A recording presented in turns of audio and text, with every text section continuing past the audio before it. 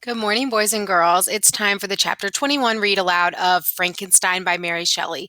Now, we've taken a little bit of a break between chapter 20 and 21 because we had like the weekend, we had Monday, kind of a catch up day, Tuesday, most of the day. I'm recording this pretty late. So I know it's been a little while. So we're really close to the end of the novel. Sometimes you'll see it broken into 24 chapters, and sometimes you'll see it broken into 25. So depends on what source you're getting it from, but we're getting really close to the end. So as we're reading this novel, we've talked about a lot of things. We've talked about the romantic style. We've talked about the multiple narrators and how she creates kind of a comparison between Victor and the monster. We've talked about the history that goes into this, right? The background of being a woman at this time and what her mother did. And we've talked a lot about that kind of emotional, raw stuff of Victor's depression. And all of this kind of helps create this kind of horror or gothic novel. So, one big part of kind of the horror or the scary genre is that element of suspense. So, when you watch a scary movie, someone comes around the corner and you're waiting for the murderer to appear, they're going to jump out from behind the door. That's suspense. Now, in a movie, that's really easy to create, right? You've got that suspenseful music. They can change the lighting. They can show the murderer on the other side of the door. But in a book, it's a little bit harder. So one of the things we're going to focus on near the end of the book is how Mary Shelley creates that suspense in her writing. This is one of the things that she's most successful at. Even though there's a ton of language and a ton of other stuff and side stories, and it can get a little dull, you still have that moment where you think, what's going to happen? What's going to happen to Victor's family? What's the monster going to do? And those questions are suspense. Okay, so at the beginning, I've kind of summarized exactly what I just said. Authors have to combine foreshadowing, characterization, plot, and dialogue to create that suspenseful feeling. And through chapter 21, we're going to kind of look at that. So what you'll see in the text is my little side notes have some notes about suspense. Some of the questions have notes about suspense. And then of course, I'll talk about it in the video as well. So quick summary. In chapter 20, Victor washes up on the shore of a small Irish town. So he washes up in Ireland in a small town, and the people there are not excited to see him. They're very rude to him, and they immediately rush him off to the judge where they tell him that he's suspected of a murder that happened the night or a couple nights before. He doesn't know anything about this, but he's like, obviously I didn't murder anyone, so let's just see how this plays out. And we'll see how it plays out in chapter 21. So the beginning of it just has a poll question, right? Do you think that Mary Shelley created suspense at the end of chapter 20? So in other words, were you wondering what would happen next? Did you want to know who was murdered? So drop your answer in the poll there, and we'll see how everyone answered. All right, so make sure you answer the poll before you start reading. So again, follow along with me as I read Frankenstein, chapter 21 by Mary Shelley. I was soon introduced into the presence of the magistrate, an old benevolent man with calm and mild manners. He looked upon me, however, with some degree of severity, and then, turning towards my conductors, he asked who appeared as witnesses on this occasion. About half a dozen men came forward, and, one being selected by the magistrate, he deposed that he had been out fishing the night before with his son and brother-in-law, Daniel Nugent, when about 10 o'clock they observed a strong northerly blast rising, and they accordingly put in for port. It was a very dark night, as the moon had not yet risen, and they did not land at the harbor, but, as they had been accustomed, at a creek about 2 miles below. He walked on first, carrying a part of the fishing tackle, and his companions followed him at some distance. As he was proceeding along the sands, he struck his foot against something and fell at his length on the ground. His companions came up to assist him, and by the light of their lantern they found that he had fallen on the body of a man who was to all appearance dead. Their first supposition was that it was the corpse of some person who had been drowned and was thrown on the shore by the waves. But on examination, they found that the clothes were not wet, and even that the body was not then cold. They instantly carried it to the cottage of an old woman near the spot and endeavored, but in vain, to restore it to life. It appeared to be a handsome young man about 25 of age. He had apparently been strangled, for there was no sign of any violence except the black mark of fingers on his neck. The first part of this deposition did not in the least interest me, but when the mark of the fingers was mentioned, I remembered the murder of my brother and felt myself extremely agitated. My limbs trembled and a mist came over my eyes, which obliged me to lean on a chair for support. The magistrate observed me with a keen eye and of course drew an unfavorable augury from my manner. The son confirmed his father's account, but when Daniel Nugent was called, he swore positively that just before the fall of his companion, he saw a boat with a single man in it at a short distance from the shore, and as far as he could judge by the light of a few stars, it was the same boat in which I had just landed. A woman deposed that she lived near the beach and was standing at the door of her cottage waiting for the return of the fisherman about an hour before she heard of the discovery of the body, when she saw a boat with only one man in it push off from the part of the shore where the corpse was afterwards found. Another woman confirmed the account of the fisherman having brought the body into her house. It was not cold. They put it into a bed and rubbed it, and Daniel went to the town for an apothecary, but life was quite gone. Several other men were examined concerning my landing, and they agreed that with the strong north wind that had arisen during the night, it was very probable that I had beaten about for many hours and had been obliged to return nearly to the same spot from which I had departed. Besides, they observed that it appeared that I had brought the body from another place, and it was likely that as I did not appear to know the shore, I might have put into the harbor ignorant of the distance of the town from the place where I had deposited the corpse. Mr. Kerwin, on hearing this evidence, desired that I should be taken into the room where the body lay for interment, that it might be observed what effect the sight of it would produce upon me. This idea was probably suggested by the extreme agitation I had exhibited when the mode of the murder had been described. I was accordingly conducted by the magistrate and several other persons to the inn. I could not help being struck by the strange coincidences that had taken place during this eventful night, but knowing that I had been conversing with several persons in the island I had inhabited about the time that the body had been found, I was perfectly tranquil as to the consequences of the affair. I entered the room where the corpse lay and was led up to the coffin. How can I describe my sensations on beholding it? I feel yet parched with horror, nor can I reflect on that terrible moment without shuddering and agony. The examination, the presence of the magistrate and witnesses passed like a dream from my memory when I saw the lifeless form of Henry Clerval stretched before me. I gasped for breath, and throwing myself on the body, I exclaimed, "Have my murderous machinations deprived you also, my dearest Henry, of life? Two I have already destroyed. Other victims await their destiny, but you, Clerval, my friend, my benefactor." The human frame could no longer support the agonies that I endured, and I was carried out of the room in strong convulsions. A fever succeeded to this. I lay for 2 months on the point of death. My ravings, as I afterwards heard, were frightful. I called myself the murderer of William, of Justine, and of Clerval. Sometimes I entreated my attendants to assist me in the destruction of the fiend by whom I was tormented, and at others I felt the fingers of the monster already grasping my neck and screamed aloud with agony and terror.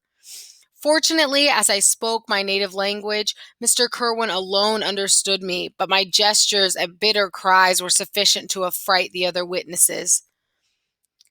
Why did I not die? More miserable than man ever was before, why did I not sink into forgetfulness and rest? Death snatches away many blooming children, the only hopes of their doting parents. How many brides and youthful lovers have been one day in the bloom of health and hope, and the next a prey for worms and the decay of the tomb? Of what materials was I made that I could thus resist so many shocks, which, like the turning of the wheel, continually renewed the torture? But I was doomed to live.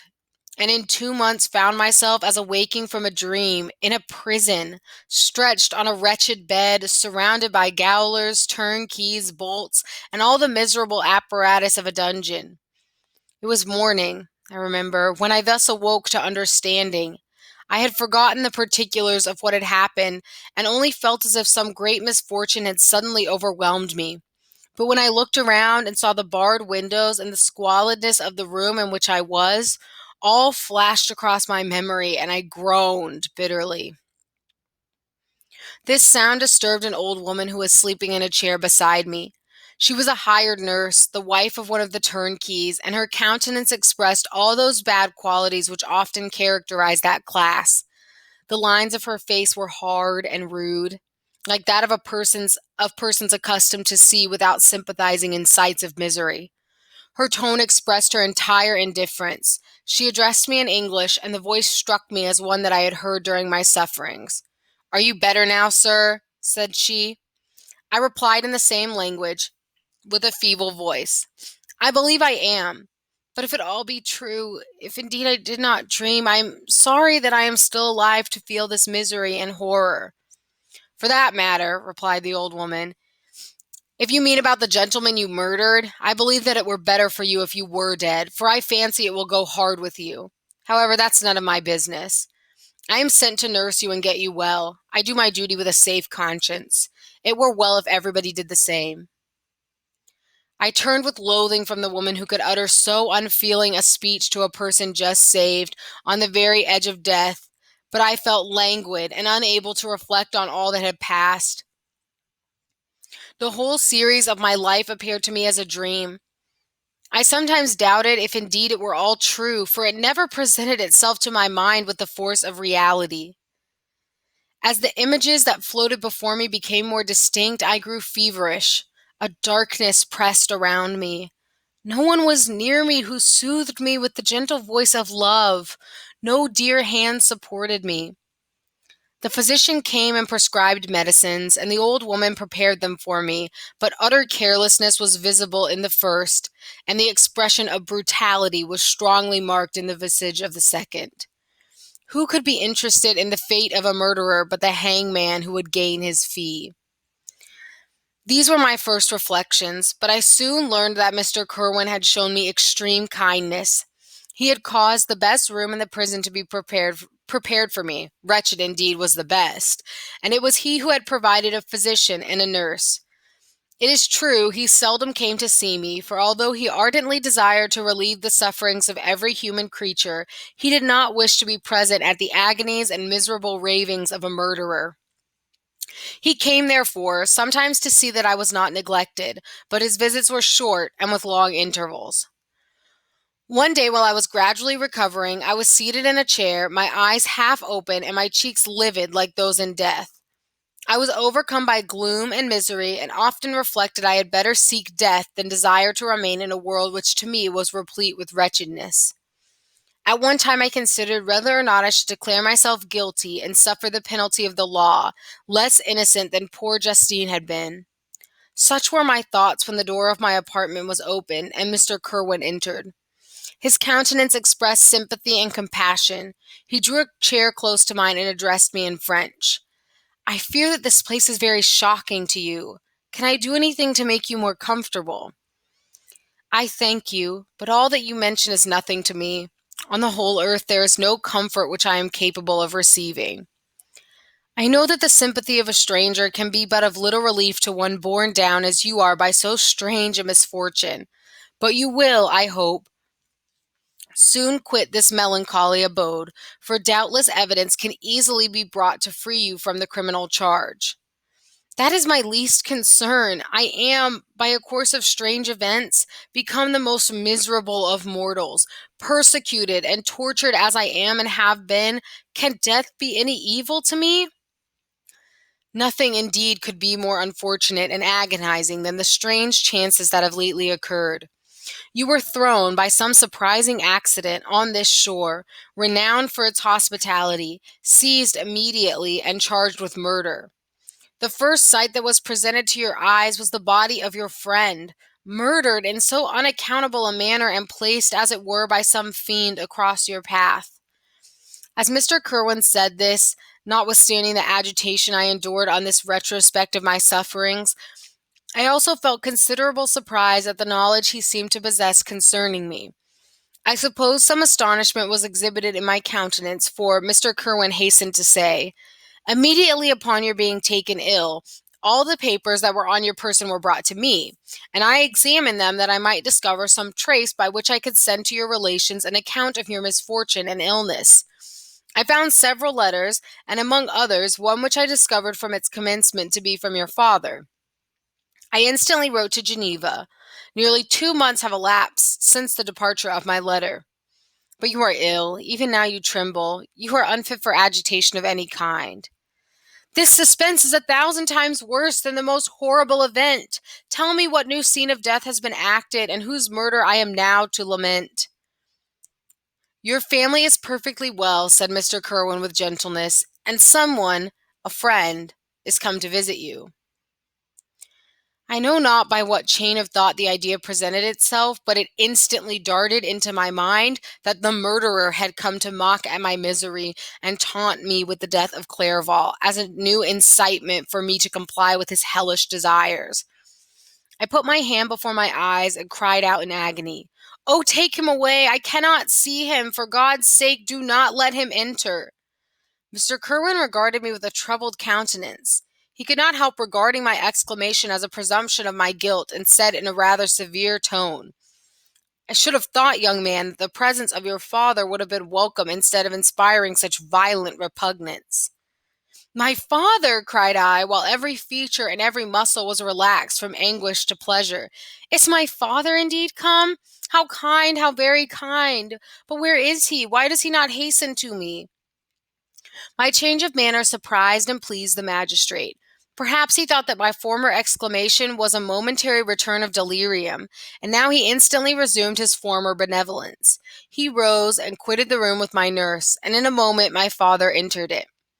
Nothing at this moment could have given me greater pleasure than the arrival of my father. I stretched out my hand to him and cried, "Are you then safe, and Elizabeth, and Ernest?" My father calmed me with assurances of their welfare and endeavored, by dwelling on these subjects so interesting to my heart, to raise my desponding spirits. But he soon felt that a prison cannot be the abode of cheerfulness. "What a place is this that you inhabit, my son?" said he, looking mournfully at the barred windows and the wretched appearance of the room. "You traveled to seek happiness, but a fatality seems to pursue you. And poor Clerval, the name of my unfortunate and murdered friend, was an agitation too great to be endured in my weak state." I shed tears. "Alas! Yes, my father," replied I, "some destiny of the most horrible kind hangs over me, and I must live to fulfill it, or surely I should have died on the coffin of Henry." We were not allowed to converse for any length of time, for the precarious state of my health rendered every precaution necessary that could ensure tranquillity. Mr. Kerwin came in and insisted that my strength should not be exhausted by too much exertion. But the appearance of my father was to me like that of my good angel, and I gradually recovered my health. As my sickness quitted me, I was absorbed by a gloomy and black melancholy that nothing could dissipate. The image of Clerval was forever before me, ghastly and murdered. More than once the agitation into which these reflections threw me made my friends dread a dangerous relapse. Alas, why did they preserve so miserable and detested a life? It was surely that I might fulfill my destiny, which is now drawing to a close. Soon, oh very soon, will death extinguish these throbbings and relieve me from the mighty weight of anguish that bears me to the dust, and in executing the award of justice, I shall also sink to rest. Then the appearance of death was distant. Although the wish was ever present to my thoughts, and I often sat for hours motionless and speechless, wishing for some mighty revolution that might bury me and my destroyer in its ruins. The season of the assizes approached. I had already been 3 months in prison, and although I was still weak and in continual danger of a relapse, I was obliged to travel nearly 100 miles to the country town where the court was held. Mr. Kerwin charged himself with every care of collecting witnesses and arranging my defense. I was spared the disgrace of appearing publicly as a criminal, as the case was not brought before the court that decides on life and death. The grand jury rejected the bill on its being proved that I was on the Orkney Islands at the hour the body of my friend was found, and a fortnight after my removal, I was liberated from prison. My father was enraptured on finding me freed from the vexation of a criminal charge, that I was again allowed to breathe the fresh atmosphere and permitted to return to my native country. I did not participate in these feelings, for to me the walls of a dungeon or a palace were alike hateful. The cup of life was poisoned forever, and although the sun shone upon me as upon the happy and gay of heart, I saw around me nothing but a dense and frightful darkness, penetrated by no light but the glimmer of two eyes that glared upon me. Sometimes they were the expressive eyes of Henry, languishing in death. The dark orbs nearly covered the lids and the long black lashes that fringed them. Sometimes it was the watery, clouded eyes of the monster, and as I first saw them in my chamber at Ingolstadt, my father tried to awaken in me the feelings of affection. He talked of Geneva, which I should soon visit, of Elizabeth and Ernest, but these words only drew deep groans from me. Sometimes, indeed, I felt a wish for happiness and thought with melancholy delight of my beloved cousin, or longed, with a devouring maladie du pas, to see once more the blue lake and rapid Rhone that had been so dear to me in early childhood. But my general state of feeling was a torpor in which a prison was as welcome a residence as the divinest scene in nature, and these fits were seldom interrupted but by paroxysms. I hate that word. Let's see. Paroxysms of anguish and despair. At these moments, I often endeavored to put an end to the existence I loathed, and it required unceasing attendance and vigilance to restrain me from committing some dreadful act of violence. Yet one duty remained to me, the recollection of which finally triumphed over my selfish despair. It was necessary that I should return without delay to Geneva, there to watch over the lives of those I so fondly loved, and to lie in wait for the murderer, that if any chance led me to the place of his concealment, or if he dared again to blast me by his presence, I might, with unfailing aim, put an end to the existence of the monstrous image which I had endued with the mockery of a soul still more monstrous. My father still desired to delay our departure, fearful that I could not sustain the fatigues of a journey, for I was a shattered wreck, the shadow of a human being. My strength was gone. I was a mere skeleton, and fever night and day preyed upon my wasted frame. Still, as I urged our leaving Ireland with such inquietude and impatience, my father thought it best to yield. We took our passage on board a vessel bound for Havre de Grace, I think that's how you say it, and sailed with a fair wind from the Irish shores. It was midnight. I lay on the deck, looking at the stars and listening to the dashing of the waves.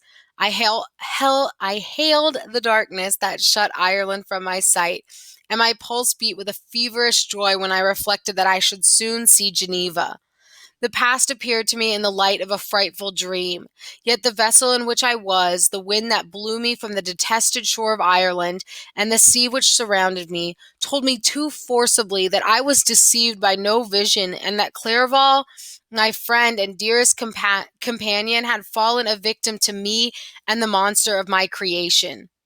I repassed in my memory my whole life, my quiet happiness while residing with my family in Geneva, the death of my mother, and my departure for Ingolstadt.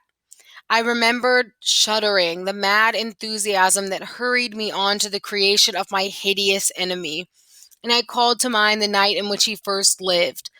I was unable to pursue the train of thought. 1,000 feelings pressed upon me, and I wept bitterly. Ever since my recovery, from the fever, I had been in the custom of taking every night a small quantity of a sleeping pill. For it was by means of this drug only that I was enabled to gain the rest necessary for the preservation of life. But sleep did not afford me respite from thought and misery. My dreams presented 1,000 objects that scared me. Towards morning, I was possessed by a kind of nightmare.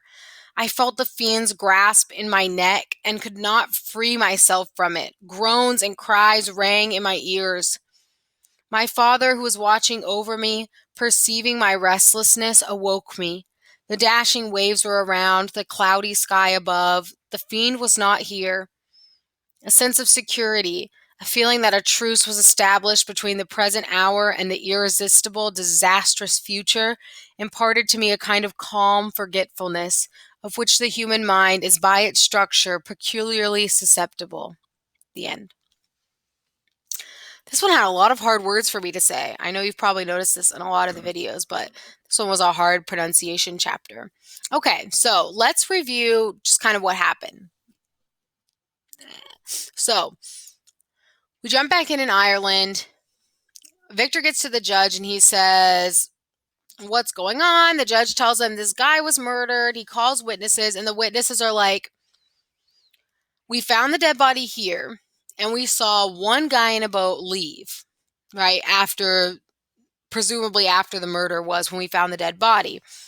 Now, the night was really bad. The storm was bad. So we're thinking that the sea pushed him back to where he came from. And that's why they assumed it was Victor, because they thought the murderer had tried to escape, drop the body and run, but that the sea was so bad, there was such a bad storm that it pushed him back onto shore. So all these witnesses come forward and say that. And because of that, the judge is like, let's try something. Let's have him go look at the dead body and see how he reacts. Now, this would never stand up in a court of law today because it's real shady, but they used to do stuff like this all the time. So they took him to see the body, and lo and behold, the dead body is his best friend in the whole world, Henry Clerval. And Victor just automatically, we know Victor, when he is sad, his body shuts down. So he immediately launches into a 2-month-long illness that he can't recover from. He's having sweats. He's having a fever. He's having horrible night terrors. He's babbling on in French about everything that's happened. No one in the town can understand him except the judge, who also speaks French. So he's just babbling on. And 2 months later, he wakes up in prison, right? They've had a nurse looking after him, but he's just imprisoned in this cell. And finally, he kind of comes out of it, and Kerwin's like, hey, Kerwin's the judge. He's like, hey, seems like you've had a really rough go of it, but I have some stuff to tell you. Kerwin basically says, in this time you've been dying here, I've kind of figured out the story. So Kerwin's figured out that Victor knew Clerval, they were friends, but he's also figured out that Victor was on another island at the time of the murder. Kerwin believes it's just this horrible set of coincidences that brought him there after his friend was murdered. And Kerwin understands now that Victor's not guilty, but they haven't taken him out of jail, 1, because he hasn't gone to trial, and 2, because he was so sick they couldn't move him. Okay, so Kerwin says, I've been writing your family to tell them what happened to you, and your dad's here. Victor's so relieved to see his dad, and his dad's spending all of this energy trying to cheer him up, and Victor is just locked in depression after Clerval's death. They eventually go to trial, and the jury's like, oh yeah, there's plenty of evidence that he was on this other island when this murder happened, so we know it's not him. Great. But of course, our friend Victor, that's not really great for him, right? At this point, he's thinking, why does everybody get taken out of their misery but me? Why do I have to keep living and living and living and living through all of this pain, right? This is kind of what we talked about in an earlier chapter. Mary Shelley, she's really verging on this really tough topic of Victor deciding whether to live a miserable life or to die and be free of it, right? And like we've talked about, can be a really sensitive subject for people, right? This is something that a lot of us, we carry this burden in our hearts too, right? Why do I have to experience these things? You'll see a lot of like jokes about like when you didn't ask to be born, or like when you didn't ask to be born to your parents or whatever, right? We make jokes about it to cope, but like a lot of us deal with this pain sometimes. And we know from learning about Mary Shelley's life that she experienced a lot of pain, right? Her mother died just 10 days after she was born. She had multiple children die. And you know that she related to this, right? She relates to that. Why am I having to deal with all of this pain? And that's why she's constantly talking about destiny, right? Victor's saying, I must have some other destiny, some other purpose if I am being kept alive through all of this pain and suffering, right? And also, you can think about it as just a consequence of his ignorance, right? He should have known better than to try to be God, right? And create another being. He pushed the limits too far. And now he's dealing with the consequences of those actions. So there's a lot of weight in this chapter, a lot of sadness, right? And we learn a lot about the way things used to be, right? In Mary Shelley's time, when she's writing this novel, you couldn't ask someone, can I talk to you about this? Is there a way to help me with this darkness and this pain? The best Victor could think to do is just live with the turmoil, right? And now we know we can talk to people for help. We can see a therapist, or we can maybe get medication if we need it. There's so many alternatives. But Victor, he feels he has one option, and that is just to let all this sadness steep within him, right? And that's kind of where this darkness comes from. So Victor's building this sadness. And one thing I like about this chapter is it's kind of when some of the stuff gets to pay off, right? I know a couple people asked me at the beginning of the book, like, who is this Henry guy and why do we care about him? He has no place in the story. Why have we been learning so much about Victor's friend? Well, here's why, because this is going to be a big moment for Victor, right? Already his brother and Justine have lost their lives, but now the monster seems to be acting out with just no plan, no regard, right? And now Henry is kind of like a big breaking point for Victor. So Mary Shelley makes us spend a lot of time reading these details at the beginning, right? And it gets boring about them traveling together and talking and blah, blah, blah, blah, blah, right? But it's going to pay off later in the book. And that's how she builds that suspense, right? Because we're thinking, why do I care about this guy? What's going on? What's going to happen to him? And then boom, something happens to him. Okay.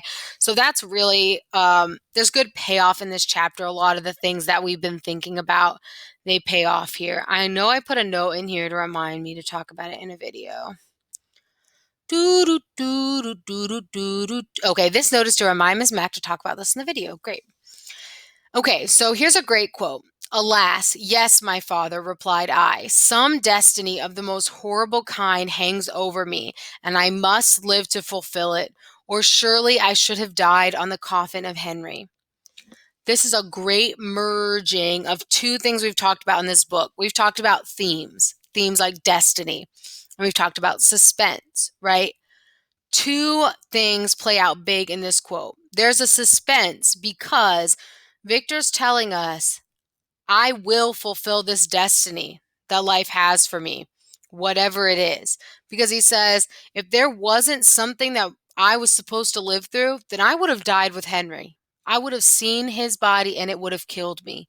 But there must be something coming down the pipeline that I'm meant for. So we've got this idea of destiny that Mary Shelley is just peppering throughout the story. And then we've also got this suspense. So we're thinking, just like Victor, probably his destiny is that he's going to die, right? It's kind of been building up to that. But also now you're thinking, well, if he keeps living through all of this stuff, what is that eventual fate going to be, right? So in this quote, she combines that theme of destiny with that suspense of what really is going to happen to Victor in the end. So we've got so much meat here. We've got the aspect of Victor's depression. We've got the suspense of what's going to happen to the rest of Victor's family. We've got the dad kind of experiencing this with Victor and not knowing what to do. So we've got so much happening here. And we're just building, building, building to the very end of this novel. And that's why it's getting a little bit faster and a little bit more deep and dark toward the end. That's about it for chapter 21. Again, this is long. I hope you've paced yourself and not done too much in one day. But again, just like in every video, I want to be so transparent that I am so proud of you for trying with this novel. If you go through this and you get every question wrong, you've done more than 95% of the 8th graders in this country, right? You're pushing through a very difficult text, and I hope that you're getting something a little bit deeper from it. And I'm very proud of you, and I hope to see you soon. Love you, Miss Mac.